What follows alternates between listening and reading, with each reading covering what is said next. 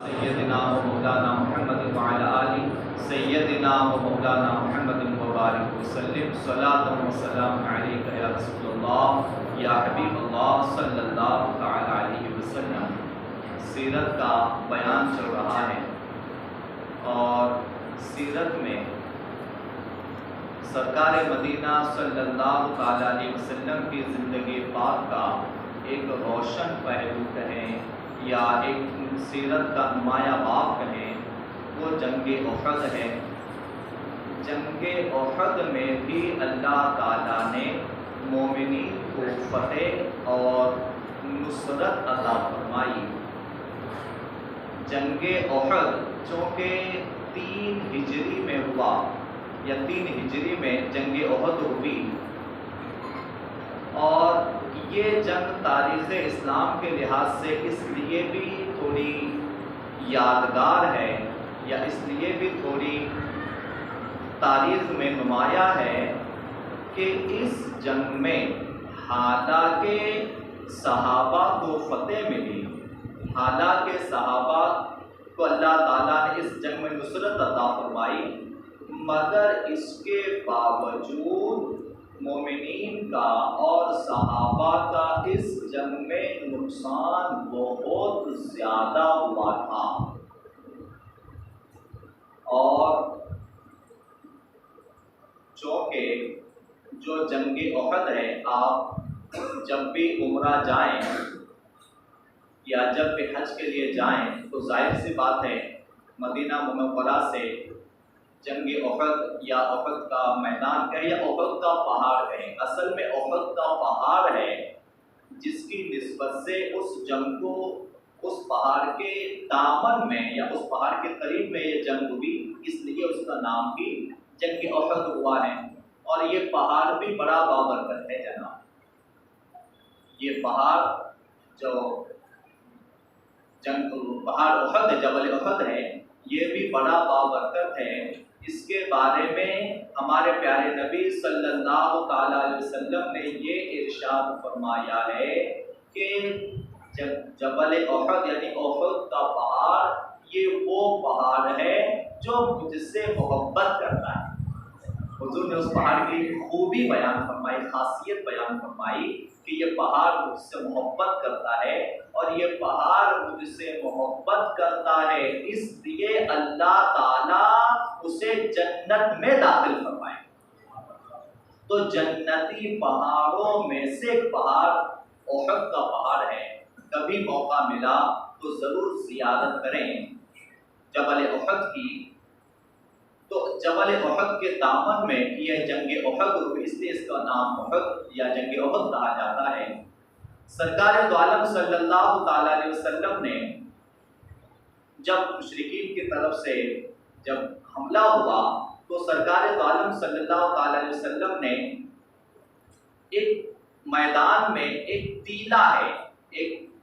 اونچا ٹیلا کہہ لیجئے یا ایک چٹان والی جگہ کہہ لیجئے، اونچی جگہ ہے، آج بھی وہ جگہ موجود ہے۔ وہ جگہ وہ ہے جہاں سرکار دو عالم صلی اللہ تعالی علیہ وسلم نے 50 صحابہ کو متعین فرمایا، یعنی وہاں طے فرمایا کہ آپ یہاں رکیں اور یہاں سے جنگ کا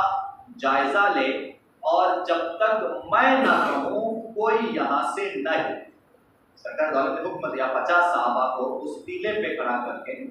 کہ اس ٹیلے پہ کھڑے رہنا جب تک میں حکم نہ دوں یا جب تک میں نہ کہوں کوئی بھی یہاں سے نہ ہلے۔ اور پھر باضابطہ جنگ شروع ہوئی۔ جب جنگ شروع ہوئی تو شروعات میں مومنین کو اللہ تعالیٰ نے غلبہ عطا فرمایا۔ شروعات میں یہ ہوا کہ مشرکین بھاگنے لگے اور مومنین ان کا پیچھا کرنے لگے۔ تو جب یہ ٹیلے پہ کھڑے ہونے والے 50 صحابہ جن کو حضور نے وہاں متعین فرمایا تھا، مقرر فرمایا تھا، انہوں نے دیکھا کہ مشرکین بھاگ رہے ہیں اور مومنین ان کے پیچھے بھاگ رہے، تو انہوں نے سمجھا کہ جنگ فتح ہو چکی ہے۔ یہ جو کھڑے تھے صحابہ، انہوں نے سمجھا کہ جنگ فتح ہو چکی ہے، لہٰذا اب یہاں سے یہ اترنے لگے نیچے کہ چلو نیچے اترتے ہیں، مال غنیمت حاصل کرتے، نیچے اترتے۔ تو ان کے جو سپاہ سالار تھے جنہوں نے سرکار مدینہ صلی اللہ علیہ وسلم نے ان 50 میں جن صحابی کو سالار بنایا تھا انہوں نے اترنے والے صحابہ کو منع فرمایا کہ دیکھو سرکار مدینہ صلی اللہ تعالی علیہ وسلم کا حکم یاد رکھو، یا سرکار دو عالم علیہ السلام نے یہ ارشاد فرمایا ہے کہ جب تک میں نہ کہوں تب تک یہاں سے کوئی نہ ہلے، لہذا تم یہاں سے نہ اترو۔ مگر جو صحابہ دوسرے تھے انہوں نے کہا کہ دیکھو جنگ تو مکمل ہو چکی ہے، سب مشرکین بھاگ رہے ہیں، جنگ فتح ہو چکی ہے، لہذا اب اترنے میں کوئی حرج نہیں۔ تو لہذا اس میں سے تقریباً 16 صحابہ کے علاوہ، یعنی 16 وہاں رکے رہے، ان کے علاوہ جتنے تھے وہ سب کے سب وہاں سے نیچے اتر گئے۔ یہ باقاعدہ سیرت میں پورے تفصیل کے ساتھ لکھا ہوا ہے کہ اصل میں جنگ احد میں جو مومنین کو، صحابہ کو جو عظیم ترین نقصان ہوا، جو یا یہ کہیے کہ ایک بھاری نقصان اٹھانا پڑا، اس کی یہی وجہ ہوئی کہ سرکار مدینہ صلی اللہ علیہ وسلم نے جہاں صحابہ کو کھڑا فرمایا تھا، رہنے کا حکم دیا تھا، وہاں سے صحابہ کرام نیچے اتر آئے۔ لہذا جب یہ صحابہ نیچے اتر آئے اور پھر مال غنیمت حاصل کرنے میں جٹ گئے یا لگ گئے، تو آپ جانتے ہیں ایک صحابی ہے جن کا نام ہے حضرت خالد بن ولید، بہت مشہور صحابی ہے، اور حضرت خالد بن ولید کو سرکار مدینہ صلی اللہ تعالی علیہ وسلم نے سیف اللہ کا لقب عطا فرمایا ہے، یعنی اللہ کی تلواروں میں سے ایک تلوار سیف اللہ۔ حضرت خالد بن ولید یہ بہت ہی زیادہ بہادر بھی تھے اور بہت ہی زیادہ جنگ کی مہارت بھی رکھتے تھے، جنگ میں بہت ماہر تھے، جنگ کی چال بازیاں یا جنگ کو جیتنے کے جو حربے ہیں حضرت خالد بن ولید بہت اچھے سے جانا کرتے تھے۔ لہذا حضرت خالد بن ولید یہ ابھی تک صاحب ایمان نہیں ہوئے تھے، تو اسلام قبول نہیں کیا تھا، اور جنگ احد میں یہ حضرت خالد بن ولید مشرکین کے طرف سے لڑنے کے لیے آئے۔ حضرت خالد بن ولید جب انہوں نے مشرکین کی طرف سے تھے، جب انہوں نے دیکھا کہ جو ٹیلے پہ صحابہ کھڑے تھے، جہاں حضور کے حکم سے نگرانی کے لیے کھڑے تھے، جب وہاں سے صحابہ اتر چکے ہیں، تو حضرت خالد بن ولید نے اپنے بھاگتے ہوئے مشرکین کے لشکر کو جمع کیا، اور جمع کر کے ترکیب بنائی، اور جمع کر کے انہیں لڑنے کی ترغیب دلا کے کہا کہ اس ٹیلے کے پیچھے سے اگر ہم حملہ کر دیں یا پیچھے کی جانب سے آئیں تو مومنین یا صحابہ کو پیچھے کی طرف سے گھیرا جا سکتا ہے اور اب بھی جنگ کا پاسا پلٹ سکتا ہے۔ لہذا مشرکین میں جوش بھر کے جمع کیا، اور جمع کر کے حضرت خالد بن ولید ٹیلے کے دوسری جانب سے پیچھے کی طرف سے صحابہ پر انہوں نے حملہ کر دیا، اور جو تقریباً 16 صحابہ اس ٹیلے پر موجود تھے انہوں نے روکنے کی کوشش کی، یا نیچے اتر کے انہوں نے حضرت خالد بن ولید اور آتے ہوئے مشرکین کے لشکر سے لڑنے کی کوشش کی۔ سیرت میں، تاریخ میں لکھا ہوا ہے کہ وہ جتنے بھی صحابہ تھے وہ سب کے سب اس وقت شہید ہوئے، تقریباً 16 سے زائد جو تھے وہ سب کے سب اس وقت میں شہید ہوئے، اور اب یہ مشرکین کا لشکر پیچھے کی جانب سے صحابہ کرام پر جنگ احد میں حملہ آور ہوا۔ اور اب یہ تاریخ کا پہلو بھی جنگ احد کا ہمیشہ یاد رکھیں کہ جب مشرکین کے جانب سے پیچھے کی طرف سے صحابہ پر حملہ کیا گیا تو یہ ایسا شدید ترین حملہ تھا، یا جنگ کا ایک ایسا رخ تھا کہ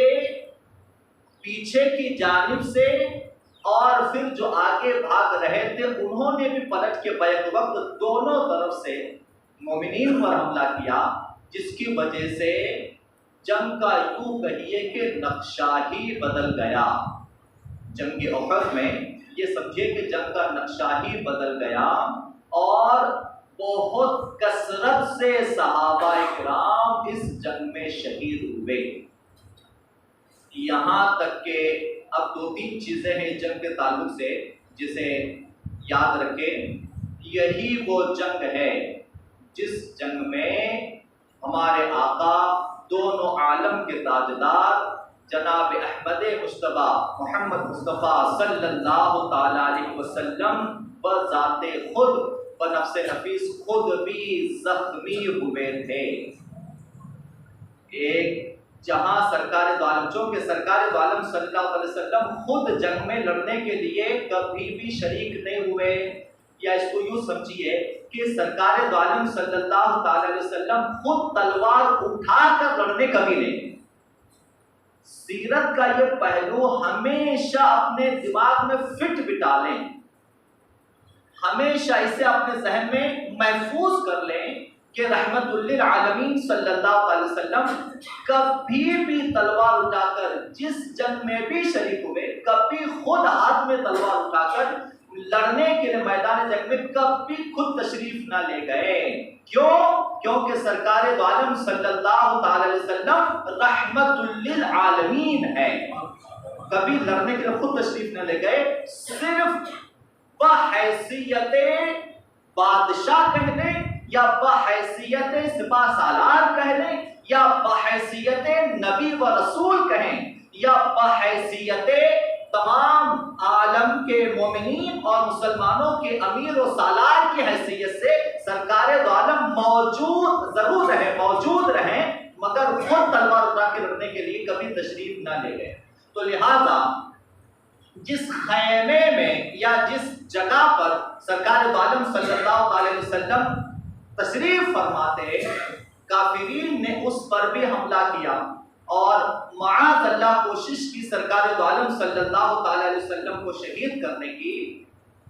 مگر جو صحابہ سرکار دو عالم صلی اللہ تعالی علیہ وسلم کی حفاظت کے لیے، حفاظتی جو دستہ تھا، ان صحابہ نے اس بہادری سے مقابلہ کیا کہ خود تو شہید ہوتے رہیں مگر سرکار دو عالم صلی اللہ تعالی علیہ وسلم تک کسی بھی مشرک کو نہ پہنچنے دیا۔ اب دو چیزیں اس میں ہوئی، مشرکین کی طرف سے کچھ پتھر برسائے گئے، اور جب پتھر مارے گئے، پتھر برسائے گئے، تو سرکار دو عالم صلی اللہ تعالی علیہ وسلم کے ذات مبارک اور جسم اقدس کو بھی کچھ پتھر آ کر لگے، اور جو سرکار دو عالم علیہ السلام اس جنگ میں زخمی ہوئے تھے، وہ سرکار دو عالم علیہ السلام کے چہرے مبارک پہ چند پتھر لگے، جس کی وجہ سے دو دندان مبارک سرکار دو عالم علیہ السلام کے اس جنگ میں شہید ہوئے تھے۔ جو دو دندان مبارک، دو دانت مبارک سرکار دو عالم علیہ السلام کے اس جنگ میں شہید ہوئے تھے، اور ہونٹ بھی زخمی ہوئے تھے، چہرہ بھی زخمی ہوا تھا۔ سرکار دو عالم صلی اللہ تعالی علیہ وسلم، آپ جانتے ہیں حضرت سعد بن ابی وقاص جو اس جنگ میں سرکار دو عالم علیہ السلام کے حفاظت کے فوجی دستے میں تھے۔ سعد بن ابی وقاص یہ صحابی رسول، یہ عاشرہ مبشرہ میں سے ہے۔ حضرت سعد بن ابی وقاص کی وہ شان ہے کہ اس موقع پر جب جنگ احد میں سرکار دو عالم علیہ السلام پر حملہ ہوا تھا، اس موقع پر سرکار دو عالم صلی اللہ تعالی علیہ وسلم کی سب سے زیادہ حفاظت اگر کسی نے کی ہے تو اس ذات کا نام ہے حضرت سعد بن ابی وقاص رضی اللہ تعالیٰ عنہ۔ اور حضرت سعد بن ابی وقاص رضی اللہ تعالیٰ عنہ کو سرکار دو عالم تیر اٹھا کے دیتے تھے کہ تیر چلاؤ۔ آپ جانتے ہیں حضرت سعد بن ابی وقاص رضی اللہ تعالیٰ عنہ تیر چلانے میں اتنے ماہر تھے، اتنے ماہر، سیرت میں لکھا ہوا ہے کہ حضرت سعد بن ابی وقاص یہ اتنے ماہر تھے تیر چلانے میں کہ اندھیری رات میں، دھوپ اندھیرے میں اگر کوئی پرندے کی آواز سن لیتے اور اسے مارنے کے لیے تیر چلاتے تو تیر جا کے اس کے منہ میں لگتا، اتنا تیر انداز اچھے تھے۔ حضرت سعد بن ابی وقاص جو سرکار دو عالم علیہ السلام کو حفاظت کر رہے تھے، سرکار دو عالم تیر اٹھا کے حضرت سعد ابی وقاص کو دیتے تھے۔ یہ جملہ آپ کوئی بھی سیرت اٹھا کے دیکھ لیں، یا سرکار دو عالم علیہ السلام کی سیرت مبارکہ کی کوئی بھی کتاب پڑھیں، یہ جملہ اس وقت میں جو سرکار مدینہ صلی اللہ تعالی علیہ وسلم نے حضرت سعد بن ابی وقاص کے لیے کہا ہے، یہ جملہ ہر سیرت کی کتاب میں آپ کو ملے گا، اور حضرت سعد بن ابی وقاص تمام صحابہ میں اکیلے صحابی ہے جن کو یہ شرف ملا کہ حضور نے ان کے لیے یہ فرمایا۔ آپ جانتے ہیں کیا فرمایا؟ حضرت سعد بن ابی وقاص کو سرکار دو عالم تیر اٹھا کے دیتے تھے، اور تیر اٹھا کے دے کے فرماتے تھے کہ اے سعد تم پر میرے ماں باپ قربان۔ سرکار دو عالم سعد کے لیے فرماتے تھے۔ سارے صحابہ سرکار دو عالم سے جب بات کرتے تو سارے صحابہ یہ کہتے تھے یا رسول اللہ ہمارے ماں باپ آپ پر قربان۔ صحابی رسول میں حضرت سعد بن ابی وقاص اکیلے وہ صحابی ہے جن کے لیے حضور نے فرمایا اے سعد تم پر میرے ماں باپ قربان۔ لہذا حضرت سعد بن ابی وقاص سرکار دو عالم علیہ السلام کے ان جملوں سے جوش میں آئے اور جلال میں آ کر آپ نے جو تیر برسائے ہے، سرکار دو عالم علیہ السلام کی حفاظت فرمائی، اور یہ ایسی بدر کا ماحول ہو گیا جنگ احد میں۔ اس وقت میں ایسا عالم ہوا کہ جہاں تک پورے میدان تھا اس میں ایک خبر شیطان نے پھیلا دی کہ معاذ اللہ سرکار دو عالم صلی اللہ تعالی علیہ وسلم شہید ہو چکے ہیں۔ یہ خبر جنگ احد میں شیطان نے پھیلا دی کہ معاذ اللہ سرکار دو عالم صلی اللہ علیہ وسلم شہید ہو چکے ہیں۔ تو جتنے صحابہ جو موجود تھے جب خبر یہ پہنچی تو لکھا ہوا ہے بہت سارے صحابہ جو کثرت سے شہید ہوئے نا، اس کی وجہ یہ کہ بہت سارے صحابہ نے تو اپنے ہاتھ کے ہتھیار بھی ڈال دیے اور ہتھیار پھینک دیے، اور یہ کہنے لگے کہ جب اللہ کے محبوب ہی نہ رہے، جب تاجدار دو عالم صلی اللہ تعالی علیہ وسلم ہی نہ رہیں تو پھر ہم رہ کر کیا کریں گے؟ لہذا اسی اثنا میں کثرت سے صحابہ شہید ہوئے۔ ایک صحابی رسول ہے جنہوں نے جب اس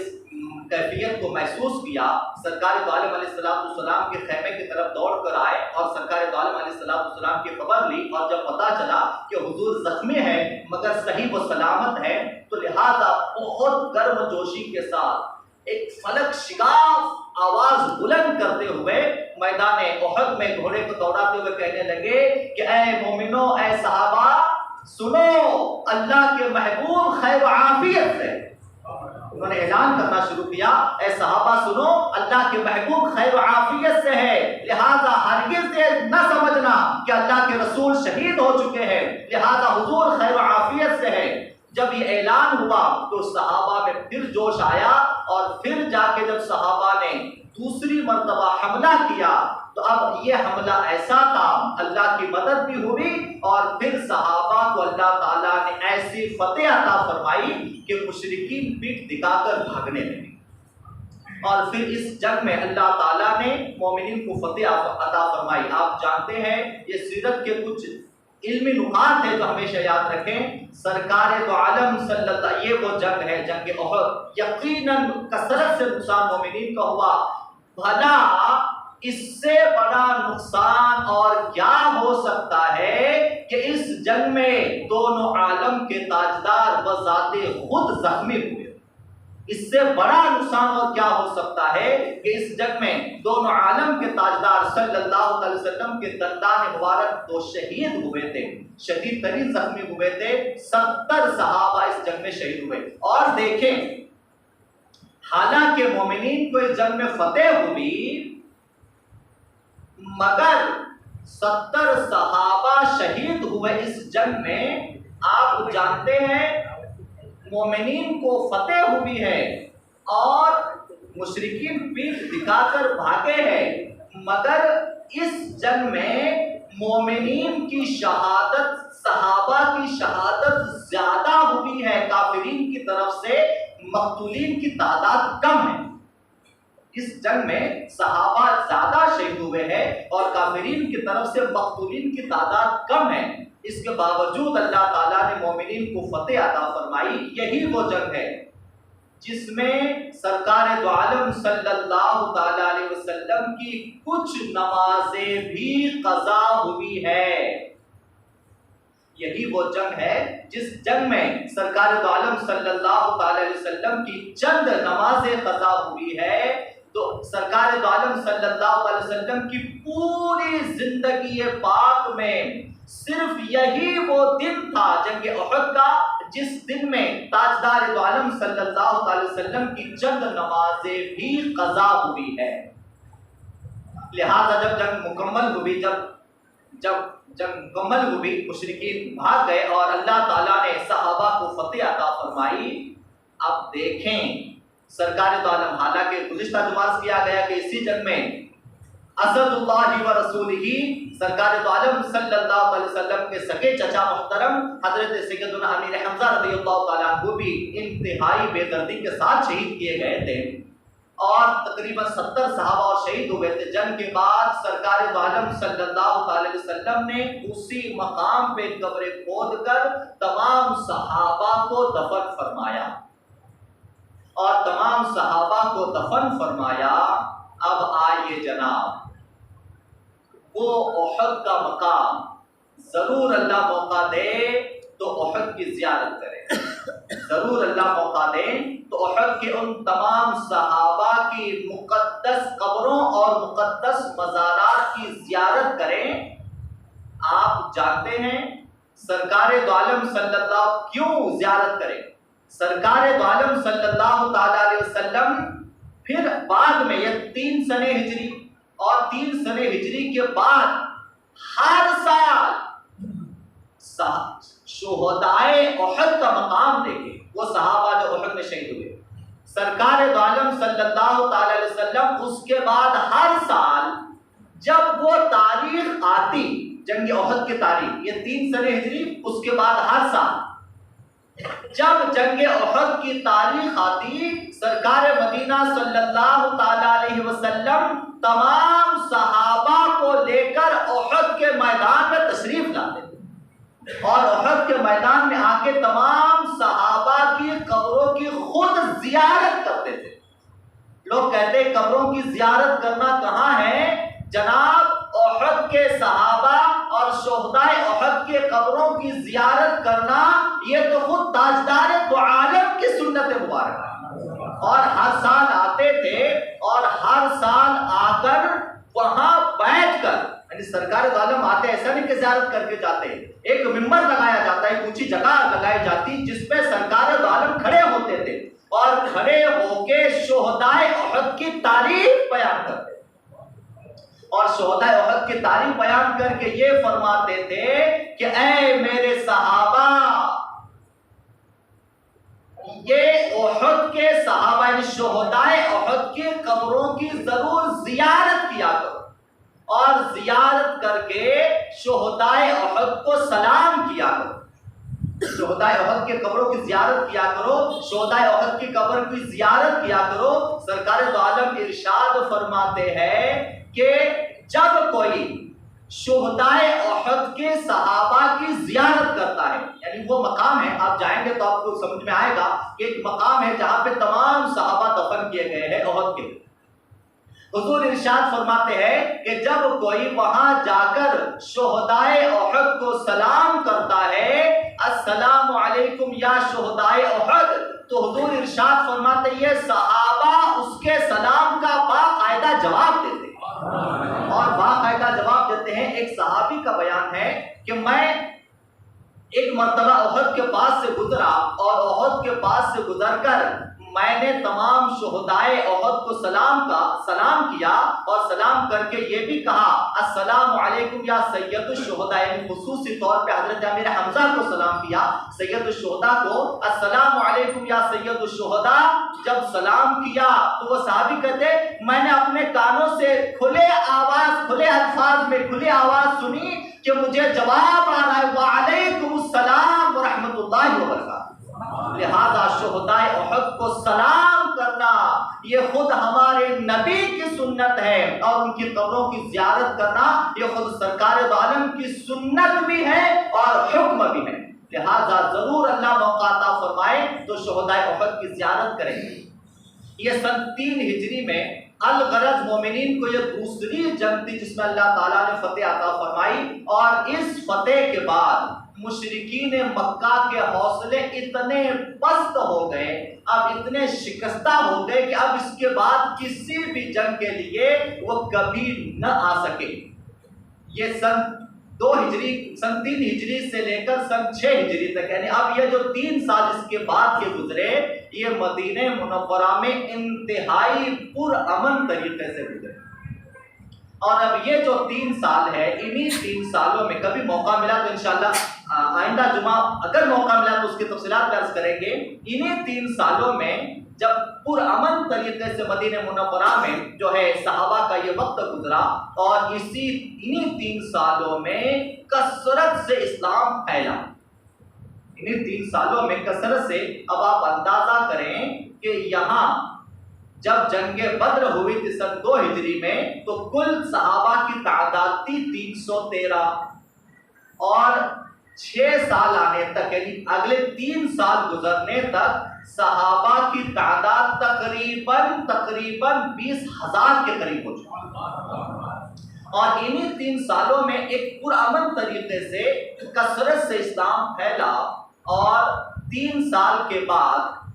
سن 6 ہجری میں، چونکہ ہم سیرت بیان کر رہے ہیں تو سیرت کے کچھ اجاگر پہلو سنیں۔ سن 6 ہجری میں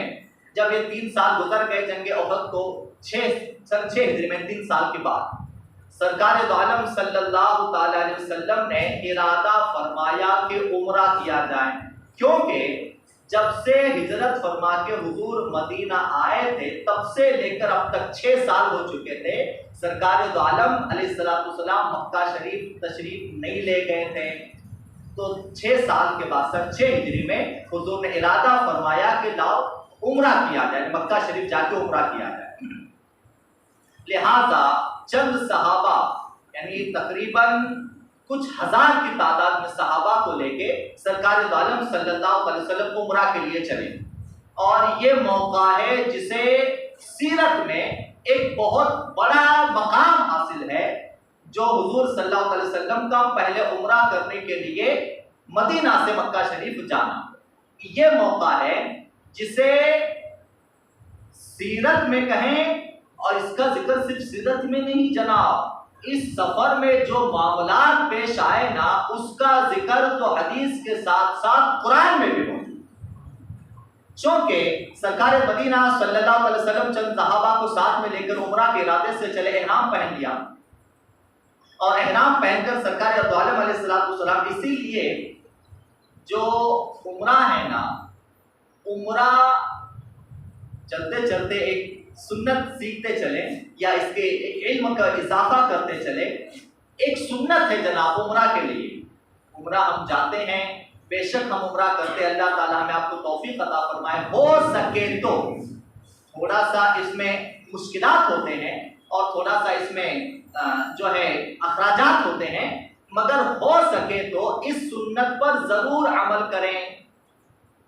اور سنت یہ کہ ہم جب عمرہ کریں تو ہم عمرہ کرتے ہیں اپنے یہاں سے احرام پہن کر، یا مسجد عائشہ سے یا دیگر جگہوں سے جو ہے میقاتوں سے ہم احرام پہن کر عمرہ کرتے ہیں۔ آپ جانتے ہیں سنت سرکار مدینہ صلی اللہ علیہ وسلم کی جو چند میقات جہاں سے حضور نے احرام پہنا، اس میں سنت یہ ہے کہ مدینے سے سفر کر کے مکہ جائے۔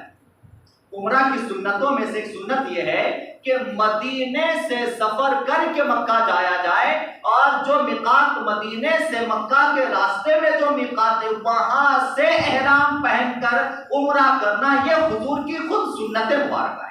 تو کبھی عمرہ کا موقع ملے نا، اگر ممکن ہوا تو ضرور اس سنت پر بھی عمل کریں کہ مدینے سے سفر کر کے مکہ جا کے عمرہ کریں، کبھی موقع ملا تو انشاءاللہ۔ سرکار دو عالم علیہ السلام چلیں،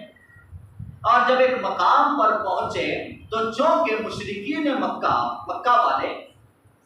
یہ جو 2 جنگ ہوئی تھی جس میں ان کو شکست ہوئی تھی، لہذا اس وجہ سے سرکار دو عالم علیہ السلام اور صحابہ کے لیے انہوں نے مکہ سے ایک یہ سمجھیے کہ ایک ماحول بنا لیا، اور مکہ میں ایک انہوں نے یہ بنا لیا کہ ہم کسی صورت میں بھی محمد عربی صلی اللہ علیہ وسلم کو مکہ میں نہیں آنے دیں گے، ہم کسی صورت میں بھی مکہ میں نہیں آنے دیں گے، اور انہیں عمرہ نہیں کرنے دیں گے، کعبے کا طواف نہیں کرنے دیں گے۔ لہٰذا انہوں نے اپنی تیاریاں شروع کر دی، اور سرکار دو عالم علیہ السلام کو دوران سفر ایک مقام پہ خبر ملی کہ مشرکین مکہ نے ارادہ کیا ہے کہ آپ کو مکہ شریف میں نہیں آنے دیں گے، عمرہ نہیں کرنے دیں گے، طواف نہیں کرنے دیں گے، اور کعبے کی زیارت بھی نہیں کرنے دیں گے۔ تو لہٰذا سرکار مدینہ صلی اللہ تعالی علیہ وسلم نے اپنی طرف سے مکہ ایک قاصد روانہ فرمایا۔ قاصد سمجھتے ہیں پیغام لے کر، اور پیغام لے کر جس ذات کو حضور نے روانہ فرمایا، پہلے تذکرہ ہوا حضرت عمر کے نام کا کہ حضرت عمر کو بھیجا جائے، مگر صحابہ نے کہا یا رسول اللہ صلی اللہ تعالی وسلم، عمر کے مزاج میں تو سختی ہے، یا رسول اللہ عمر کے مزاج میں تو سختی ہے، لہذا جب بات کرنی ہو تو بہتر یہ ہے کہ کوئی سخت مزاج نہیں بلکہ کوئی نرم مزاج آدمی بھیجا جائے، سخت مزاج نہ بھیجا جائے بلکہ نرم مزاج آدمی بھیجا جائے۔ آپ جانتے حضور نے کس کو طے فرمایا؟